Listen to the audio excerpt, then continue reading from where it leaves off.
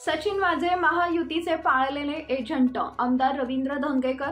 माजी गृहमंत्री अनिल देशमुख यांच्यावर आरोप करणारे सचिन वाझे यांच्या आरोपावर काँग्रेसचे पुण्यातील कसबे बावड्याचे आमदार रवींद्र धंगेकर यांनी सरकारवर जोरदार हल्लाबोल केलाय। तर सचिन वाझे हे महायुतीचे पाळलेले एजंट असल्याचं म्हटलंय। ईडी, सीबीआय बाकीच्या यंत्रणा घेऊन ज्या पद्धतीनं पक्ष फोडले, एकनाथ शिंदे असतील किंवा अन्य सरकारमधील लोक हे चोरावर मोर आहेत। या चोरांवर विश्वास ठेवणं उपयोगाचं नाही। महायुतीकडून बोलणारे लोक त्यांचे एजंट आहेत, त्यांनी पाळलेली ती लोक आहेत, त्यामुळे त्यांच्यावर विश्वास ठेवणं उपयोगाचं नाही।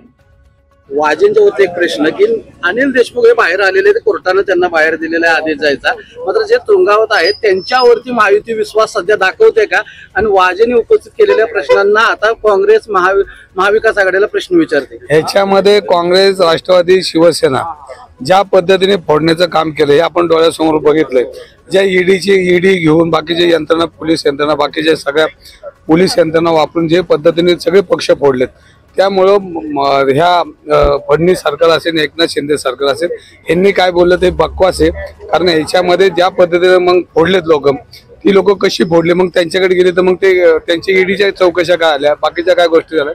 चोरावर हे मोर आहेत, त्या चोरावर विश्वास ठेवणं उपयोग नाही। त्यांच्या बाजून जे लोक बोलतात ती त्यांचे एजंट आहेत आणि त्यांनी पाळलेले ते सगळे लोक आहेत, त्यामुळे त्यांच्यावर विश्वास ठेवून उपयोग नाही।